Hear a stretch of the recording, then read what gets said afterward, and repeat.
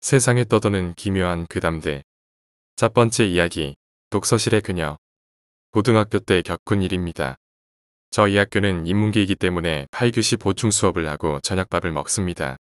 하지만 예체능 쪽 아이들은 8교시 보충 수업 신청을 안 할 뿐더러 거의 야자도 저율에 맡기는 실정이었죠. 저도 미술 쪽으로 가는 아이들 중 하나였기 때문에 당연히 8교시 보충 수업은 하지 않았습니다. 원래 항상 야자도 안 하던 저였지만 그때는 저희 학교에서 실시하는 독서 수행 평가가 얼마 남지 않았고 지정도서도 거의 읽지 않았기 때문에 야자 시간에 읽기로 마음먹고 야자를 하게 되었습니다. 하지만 때는 2학기. 1학기 때는 저희 교실이 8교시 보충 수업 때 비어있는 교실이라서 그냥 있으면 되었지만 2학기 때는 1학년 건물 중 비는 교실이 하나도 없던지라 담임 선생님께 말씀드렸더니 그럼 어차피 독서실에서 야자할 테니 미리 올라가 있으라고 하셨습니다. 저희 건물 맨 위층인 5층에는 독서실이 있었는데요. 독서실 크기는 교실 2개를 이어놓은 크기이고 이것이 가운데 계단을 끼고 양쪽에 하나씩 있습니다. 한쪽은 여자실, 한쪽은 남자실. 저는 독서실 열쇠를 들고 룰루랄라 신나는 기분으로 위층으로 올랐죠. 사실 이런 특권을 누릴 수 있기란 어렵잖아요. 독서실 열쇠는 학년부장 선생님만 쓰시는 거였거든요. 아무튼 싱글벙글하며 책과 가방을 싸들고 독서실에 앉아서 책을 읽기 시작했습니다. 아마 그때가 초겨울이나 늦가을쯤이라서 꽤 춥고 해도 짧아서 5시만 되어도 어두컴컴할 때였죠. 독서실 불을 켜고 문을 잠그고 한참 책에 빠져 있었습니다. 날도 몹시 추워서 히터도 빵빵히 틀고요.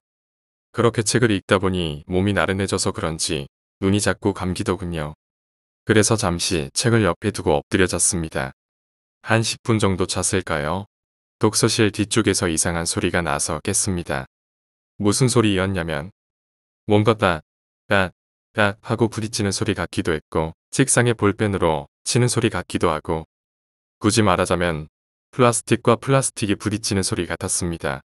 누군가가 의도적으로 내지 않으면 내지 않을 규칙적인 소리였습니다. 저는 순간 무서워졌습니다. 텅 빈 넓은 독서실에 갑자기 밖은 해가 져서 어두컴컴한데 교실 불은 꺼져 있어서 어둠 속에서 저 혼자였습니다. 분명 제가 문을 열쇠로 열고 들어온 후에 안쪽에서 문을 잠갔기 때문에 절대로 밖에서 들어올 수 없었습니다. 게다가 열쇠는 제가 가진 한 개뿐. 딱딱딱. 규칙적으로 나는 소리가 너무나도 무서워서 뒤를 돌아볼 생각을 하지 못했습니다. 숨을 죽이고 소리가 나는 위치를 파악했습니다. 대략 제가 아는 책상 줄보다 두세 줄 뒤인 것 같았어요. 독서실 책상은 일반 독서실 책상처럼 옆에 칸막이가 있고 이쪽으로는 사물함이 달려 있어서 제 키보다 훨씬 큽니다. 누군가 있는 건 분명했는데 잘 보이지 않았습니다. 그나마 이제야 어둠에 익숙해진 눈으로 돌아보니 책상 밑으로 교복치마와 다리가 보였습니다. 누군가 자리에 있었습니다.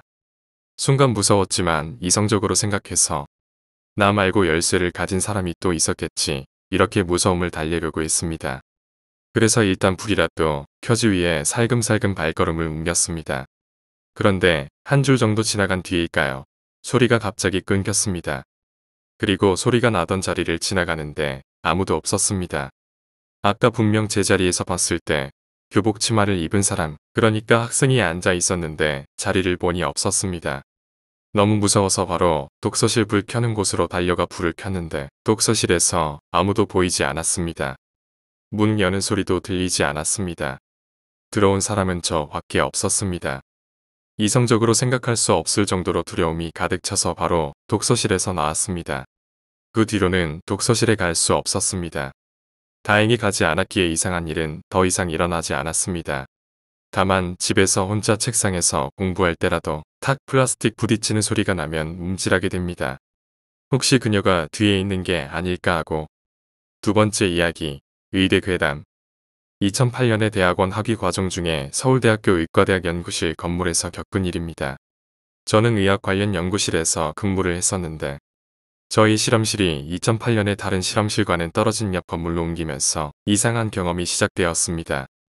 새로 옮긴 건물은 총 3층 건물로 가운데 로비로 들어가면 계단과 엘리베이터가 있고 1층 왼쪽으로는 법의학교실, 계단 옆으로는 여자 화장실, 왼쪽으로는 시체 냉동고실이 있었습니다. 2층이 저희 실험실이 이사한 곳이었고 3층은 해부학 실습실이었습니다. 제 실험은 새벽까지 해야 하는 실험이 많아서 새벽까지 홀로 연구실에 남아 있어야 하는 경우가 많았습니다. 사람들이 다 퇴근한 늦은 저녁 시간이 되면 창문이 모두 닫혀 있는데도 불구하고 연구실 건너편에서 가운데 끼익끼익 하는 의자 돌리는 소리가 나곤 했습니다.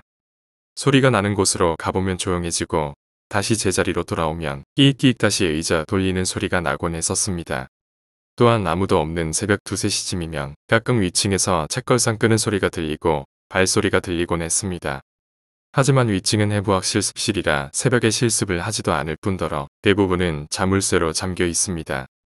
2층에도 화장실이 있어서 화장실을 갈 때면 3층 복도의 계단에서 누가 내려오는 발소리를 듣곤 했고 출입증이 있어야지만 들어올 수 있는 연구실 내부에서도 제가 자리에 있으면 복도를 거니는 발자국 소리를 듣곤 했습니다.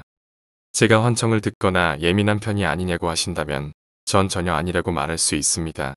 하지만 유독 실험실이 그 건물로 옮긴 후부터 계속 그런 일이 발생했고 제가 친구와 함께 있거나 다른 사람과 있을 때는 그런 소리가 들리지 않았습니다.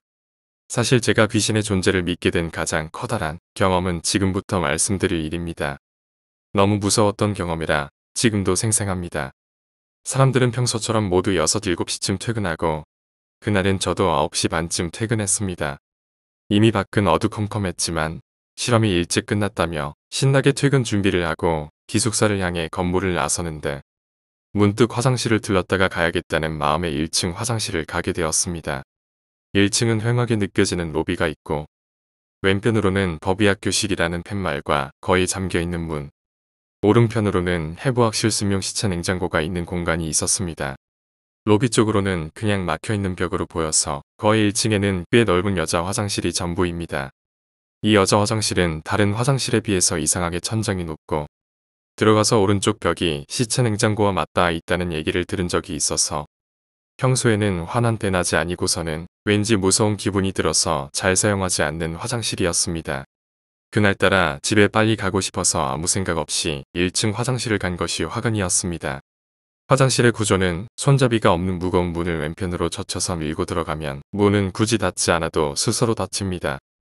문이 닫히면 문 뒤쪽으로는 커다란 전신 거울이 벽에 붙어 있고 오른쪽으로는 또 다른 커다란 거울이 있는 세면대가 2칸 정면으로는 화장실이 3칸이 있는 구조입니다. 이 화장실에 처음 들어갔을 때부터 뭔가 이상한 기분이 들고 누군가가 화장실에 있는 느낌이 들었습니다. 그쯤에선 용무가 조금 급했지만 기분이 이상해서 화장실 3칸을 모두 열어 다른 사람이 없는 것을 확인하고서야 제일 첫 번째 칸으로 들어갔습니다. 화장실 문은 제가 들어올 때 닫혔고 그 이후로 문이 열리는 소리나 닫히는 소리는 듣지 못했습니다. 문소리가 워낙 커서 제가 못 들을 수도 없습니다. 그런데 제가 볼일을 보고 있는데 바로 옆 칸에서 뭔가 신경질적으로 휴지를 두르륵 푸는 소리가 들리는 겁니다. 저는 사람이 없는 걸 확인하고 들어왔기에 기겁을 했지만 제가 잘못 들었겠지 생각했습니다. 의연한 척 볼일을 마치고 나가서 다시 옆 칸을 확인했지만 역시 아무도 없었습니다. 아무리 이상해도 손은 씻고 가야 했기에 세면대로 재빨리 향했습니다. 구부정하게 앞으로 숙이고서 손을 씻고 있는데 누군가가 제가 메고 있던 백팩을 힘껏 뒤로 당긴 듯이 갑자기 제 상체가 뒤로 젖혀졌습니다. 그 힘이 어찌나 강하던지 씻던 손이 튕겨져 나온 것도 물론이거니와 한 발 물러서지기까지 했습니다. 분명 제가 들어가서 나올 때까지 문은 열리지 않았고 화장실 구석구석 아무도 없는 것을 확인했고 세면대 뒤쪽으로는 전신 거울뿐 아무도 없고 제가 메고 있던 백팩이 어디에 걸릴 일은 전혀 없었습니다. 그 일이 있고 저는 기겁하고 다시는 그 화장실에 가지 않았고 얼마 후 그 건물이 재건축하며 그 화장실은 없어졌습니다. 나중에 들은 소문으론 해부학실 함영시체 중엔 무연고자도 종종 있다고 합니다. 그래서 저 세상으로 편안하게 가지 못한 영혼들이 그곳에 남아있던 게 아닐까 싶습니다. 세 번째 이야기, 꿈. 저희 어머니께서 신혼 때 겪은 일입니다. 결혼하고 같이 산 지 얼마 안 되었을 즈음 어머니께선 이상한 꿈을 꾸기 시작하셨다고 합니다. 꿈속에서 어머니는 산길을 걷고 계셨다고 합니다. 한참 걷다 보면 늘 큰 나무가 보이는데 나무를 올려다보면 흰 소복을 입은 여자가 목을 매달고 죽어 있다고 합니다. 그 여자가 목 매달다고 있는 모습이 끔찍하고 무섭기도 했지만 한편으론 측은한 마음이 들었다고 하네요. 그래서 여자의 시체를 내려주려고 나무를 향해 다가가는데 이상하게도 어머니가 한 발짝 다가서면 마치 나무가 도망치는 것처럼 계속 걸어도 나무에 도착할 수 없었다고 합니다. 그렇게 계속 나무에 목을 매단 여자를 바라보다가 꿈에서 깨어나셨다고 하네요. 처음에는 시집 온 얼마 안 돼서 너무 긴장한 바람에 악몽을 꿨나 싶었지만 그 꿈은 며칠마다 계속 꾸게 되어 어머니께선 제대로 잠도 이룰 수 없었습니다. 제 할머니, 그러니까 시어머니께선 며느리가 잠도 제대로 못 자고 피곤해하는 것이 이상했고 어머니께 무슨 일이라고 있냐고 물어보셔서 그제야 할머니에게 꿈 이야기를 하게 되었다고 하네요. 그러자 꿈 이야기를 들으신 할머니는 경악하셨다고 합니다. 어째 그 여자가 내 꿈에 나타났다니. 사건의 전말은 이러했습니다. 꿈에 나타난 여자의 인상착의를 확인해보니 그 여자는 큰 할아버지의 돌아가신 첩이었다고 합니다. 큰 할아버지는 젊은 시절의 동물을 포획하고 여러모로 사람들한테 평판이 좋지 않은 분이었는데 어느 날 큰 할아버지에게 빚을 진 사람이 사정이 여의치 않아 빚을 갚지 못하자 대신 그 딸을 데리고 온 것입니다. 그리곤 첩으로 삼은 거죠. 하지만 그분은 남편의 나쁜 성격과 시어머니의 닥달을 참아내지 못했고 결국 그 집에 온 지 얼마 안 돼서 그만 목을 매달아 자살하셨다고 합니다. 이상하게도 돌아가신 그분은 저희 가족들의 꿈에 한 번도 나타난 적이 없었다고 하네요. 어쩌면 돌아가신 그분은 외지인이나 다름없는 저희 어머니라면 억울했던 처지를 이해해 줄 수 있을 거라 생각하고 나타나셨던 게 아닐까 싶습니다. 네 번째 이야기, 하얀 옷을 입은 그녀. 그때가 아마도 1997년이었으니 제가 20살 때의 일이었습니다. 언제나 추석과 설에는 아버지와 함께 대구 큰집에 제사를 지내러 갑니다. 그해 추석에도 그랬습니다. 그런데 그날은 대구에서 대전까지 올라오는 데만 거의 8시간 걸리는 최악의 날이었습니다. 오랜 시간이 걸려 대전 휴게소에서 도착했고 저는 아버지 몰래 담배를 한 대 피우고 화장실에서 막 나오려는 참이었는데 순간 제 눈을 잡아 끄는 여자가 있었습니다. 구두에서부터 모자까지 전부 하얀색으로 치장을 한 여자가 제 눈앞을 지나갔습니다. 저는 별 이상한 여자 다 보겠네라고 생각하며 다시 고속버스에 올라 4시간 만에 서울에 도착했습니다. 그런데 이 여자를 강남고속버스 터미널에서 다시 본 것이었습니다. 워낙에 특이한 차림이라서 쉽게 눈이 갔습니다. 그때까지만 해도 저는 이상한 생각이 들지 않았습니다. 그리고 집으로 가서 아버지와 간단히 소주 한 잔을 하고 잠이 들었는데 그날은 천둥 번개가 아주 엄청나게 치면서 장대비가 내렸습니다. 왠지 마음이 불안하고 답답했습니다. 저는 바깥 날씨는 우중충하고 기분도 이상해서 라디오를 크게 틀어놓고 잠들었습니다. 그때가 아마도 12시였을 겁니다. 그런데 정말 갑자기 눈이 확 하고 떠지는 것이었습니다. 일어난 저는 무심코 옆을 쳐다보았는데 놀랍게도 파란 불꽃 하나가 넘실대며 날아다니는 것이었습니다.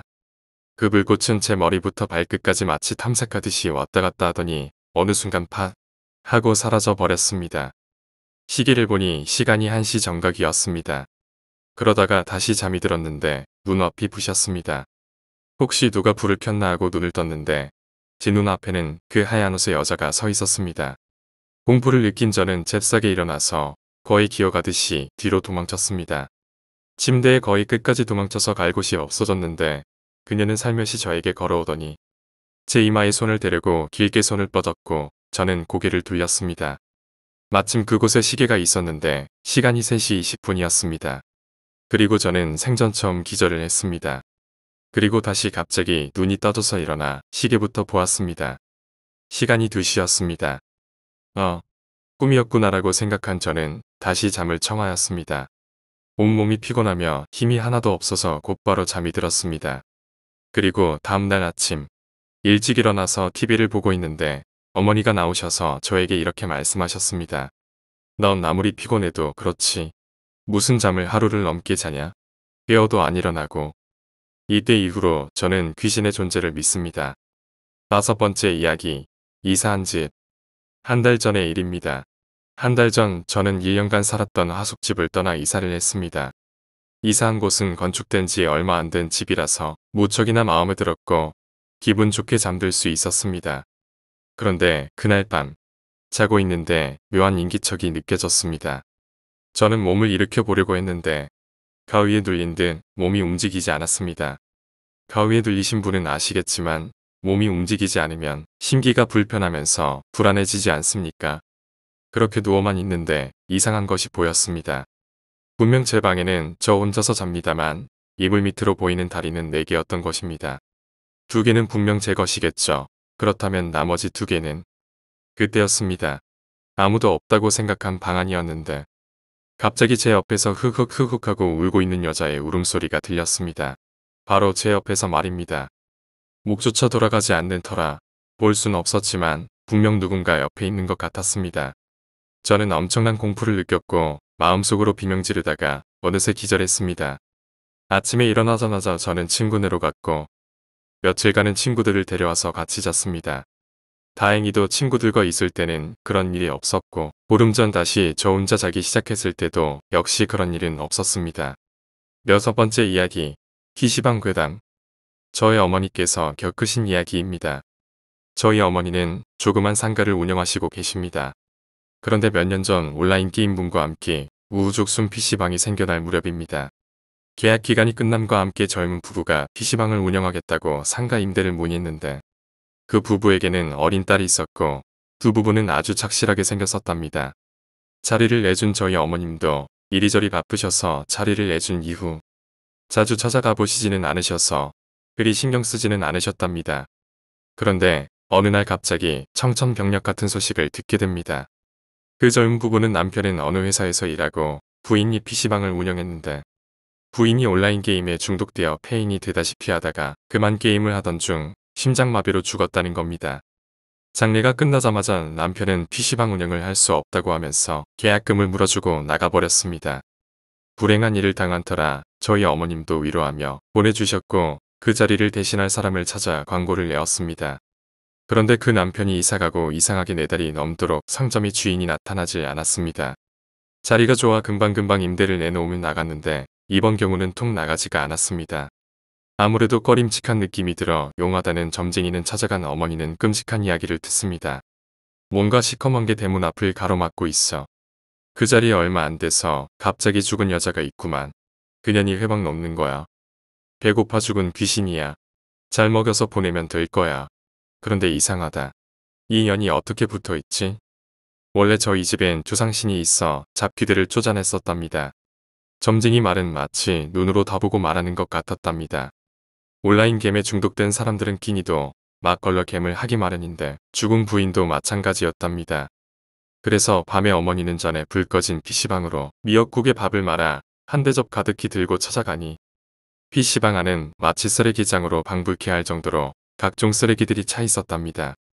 그래서 같이 간 이모와 삼촌과 함께 손전등을 비추며 쓰레기를 치우던 중 이모의 비명소리에 깜짝 놀라 전에 죽은 PC방 여주인이 살던 방으로 뛰어갔습니다. 그 점쟁이가 이상하게 여긴 점을 알 수 있었습니다. 어둠 속을 전등으로 비춰보니 딸이 가지고 놀았듯 싶은 인형이 거꾸로 서 있었답니다. 그 모습을 본 이모께서 하시는 말씀이 남편이 왜 그리 서둘러 갔는지 알겠네. 이 인형에다 죽은 마누라가 붙어 살라고 일부러 두고 간 거야. 안 그러면 이런 인형을 일부러 여기 두고 갈 이유가 없지. 내가 몰래 와서 소금을 대문 앞에 계속 뿌렸는데도 계속 붙어 있어 이상하다 했는데. 7번째 이야기, 파란 소보. 제가 고등학교 때 겪었던 일입니다. 전 뉴욕에서 고등학교를 다녔었는데 당시 미국에서 석사, 박사 학위를 받기 위해 먼저 뉴욕에 가 있던 사촌 누나의 권유가 그 계기였습니다. 그래서 저는 사촌 누나들과 함께 2개의 침실이 있는 아파트에서 뉴욕에서의 학교 생활을 시작했습니다. 그런데 어느 날부터 막내 누나가 밤마다 헛것을 보기 시작했습니다. 가위는 아니고 새벽마다 갑자기 저절로 눈을 뜨게 되는데 눈을 뜨면 침대 발밑에 무언가 보인다는 것이었습니다. 그런데 그걸 자세히 보려고 몸을 일으키면 순식간에 사라진다는 것이었습니다. 사실 막내 누나가 어렸을 때부터 몸이 약한 편이라 저희들은 기가 허해서 그런 거야 하고는 그다지 신경 쓰지 않았습니다. 그리고 며칠 뒤 학교를 마치고 아파트에 도착했는데 누나들이 거실에서 심각한 표정으로 있는 것이었습니다. 누나, 무슨 일이야? 라고 저는 물었습니다만 막내 누나의 얼굴이 백지창처럼 하얗게 변해 덜덜 떨며 앉아 있었고 큰 누나는 얼굴에 수심이 가득한 표정으로 벽만 바라보고 있었습니다. 나 귀신 봤어. 궁금해하는 저에게 막내 누나는 두려움을 떨며 말했습니다만 놀랍게도 큰 누나 또한 나도 봤어. 라고 하는 것이었습니다. 그제서야 저는 자세한 내박을 들을 수 있었습니다. 그날 아침 저는 학교에 갔었습니다만 누나들은 아직 방학 중이라 늦잠을 자고 있었답니다. 그런데 막내 누나의 발을 누군가 살살 간지럽히고 있었답니다. 그래서 언니가 장난치는 거야? 라며 옆을 보니 큰 누나는 옆에서 자고 있었던 것입니다. 그래서 깜짝 놀라 무의식적으로 발밑을 보니 거기에는 20대 후반으로 보이는 여자가 파란 한복을 입고 머리엔 비녀를 꽂은 모습으로 공중에 붕 떠 있었다고 합니다. 얼굴이 마치 산 사람처럼 혈색이 좋은 모습으로 아주 단정한 모습이었는데 다만 눈동자가 위로 치켜 올라 있는 모습이 아주 소름이 끼쳤다고 합니다. 막내 누나는 너무 놀라 어라며 비명도 제대로 못 지르고 있었는데 잠기 밝은 큰 누나가 그 소리를 듣고는 떴더니 역시 그 여자를 본 것이었습니다. 그 여자는 무려 2분이 넘는 시간 동안 누나들을 쳐다보고 있었답니다. 누나들은 너무 무서워서 꼼짝도 못하다가 갑자기 용기가 생긴 큰 누나가 여자 쪽으로 베개를 던졌더니 그 여자는 순식간에 사라졌다고 합니다. 그리고 나서 그날 밤 한국에 계시는 이모님께 전화드렸습니다. 이모님께서 그런 부분으로 아시는 분이신데 이모님 말 그건 떠도는 귀신이야. 외국이라 채 사첩도 못 얻어먹고 바다를 건너지도 못하니 제 삿밥 좀 달라고 들러붙은 것 같다. 그런데 밥 주면 계속 붙어 있을 수 있으니 쫓아내라. 그래서 저희는 이모님께서 말씀하신 방법대로 귀신을 쫓았습니다. 다행히도 그 후로는 그 여자의 모습을 보는 일이 없었답니다.